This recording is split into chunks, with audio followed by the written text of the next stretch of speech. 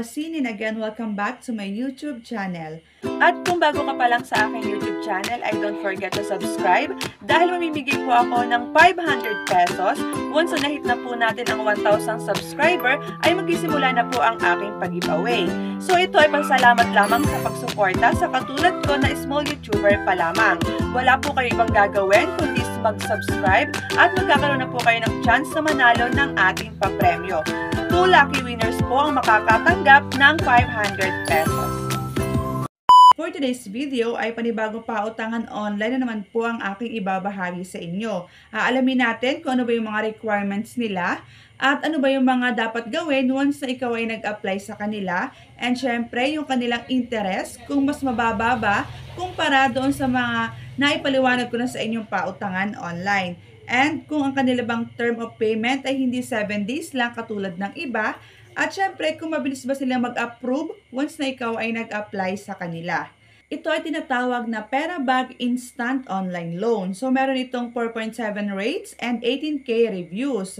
And syempre, kailangan natin itong i-download at kapag okay na at kinilik natin ng open, ay makikita natin ang privacy agreement. So, kailangan natin i-click yung nasa baba na accept and continue. At kapag okay na yan, ay mapupunta na tayo sa kanilang maximum loan amount up to 20,000 pesos. So, i-click lang natin ang apply now and then kailangan natin mag-register. Kaya kailangan natin ilagay ang ating mobile number. Once na i-input na natin ang ating mobile number, ay meron tayong marireceive na verification code. At kapag okay na yan, ay babalik tayo sa kanilang maximum loan amount na 20,000 pesos. So, i-click lang natin ulit ang apply now. And then makikita natin dito yung mga dapat nating sagutan. Katulad ng questionnaire, personal information, job information, emergency contact, upload photos, tied cards. So, i-click lang natin yung nasa baba na fill information.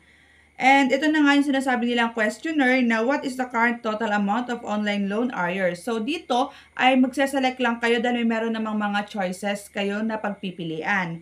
So, kapag nasagutan na natin lahat yan, i-click lang natin ang submit.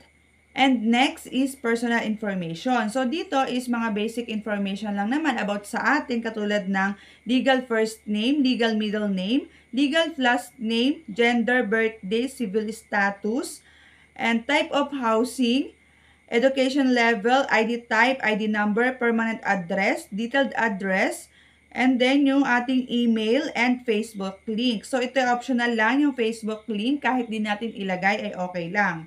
So, sa mga valid ID naman na kanilang ina-accept ay UMID, SS, Teen Passport, Voter ID, and then National ID, Postal ID, Driver License, and then ang health card. So, marami silang choices ng mga valid ID na pwede natin gamitin sa kanila. So, isa lang naman yung kanilang kailangan.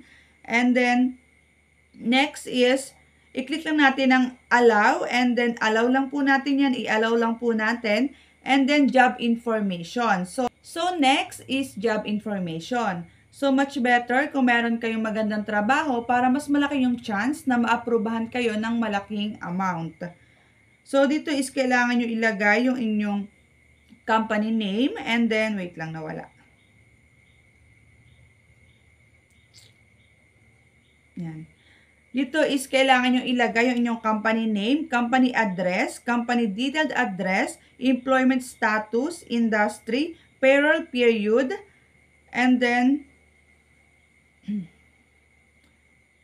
monthly income, next pay date, and then employee ID card. So, yung employee ID card ay optional lang. So, kahit wala tayong ilagay is okay lang.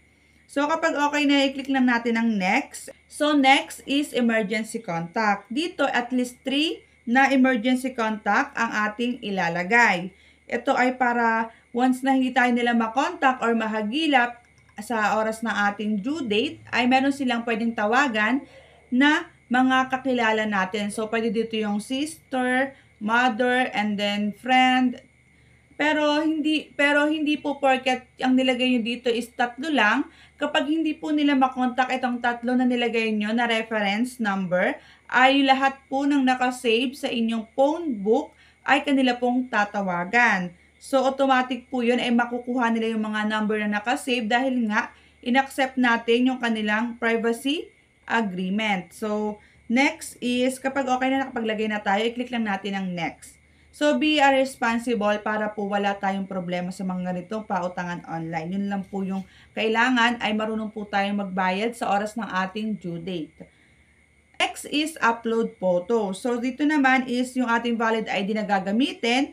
And then, dito kailangan din nating mag-selfie. So, kapag okay na yan, ay i-click lang natin ang next. At so, ang pinaka-last ay tide card. So, dito ay kung saan natin pwedeng makuha yung pera na ating hinihiram at kung saan din tayo pwedeng magbayad sa kanila. So, nandito ang e-wallet and bank. So, sa e-wallet ay GCash, GrabPay, and then PayMaya. And then sa bank naman ay marami silang choices ng bank na pwede natin pagkunan ng ating pera na hiniram.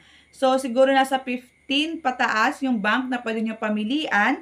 So kapag ka okay na yan ay click lang natin ang next. Mapapansin nyo ay meron ng mga check yung ating mga sinagutan kanina. So i-click lang natin ang apply now and then makikita natin yung loan details or loan information.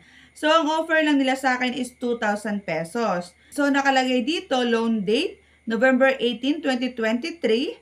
Disbursal amount is 1,260. Repayment amount, 2,000 pesos. Disbursal channel, GCash, e-wallet. Dahil GCash po ang aking ginamit for the easiest transaction. So, yung aking account number. And then, repayment date is November 25, 2023.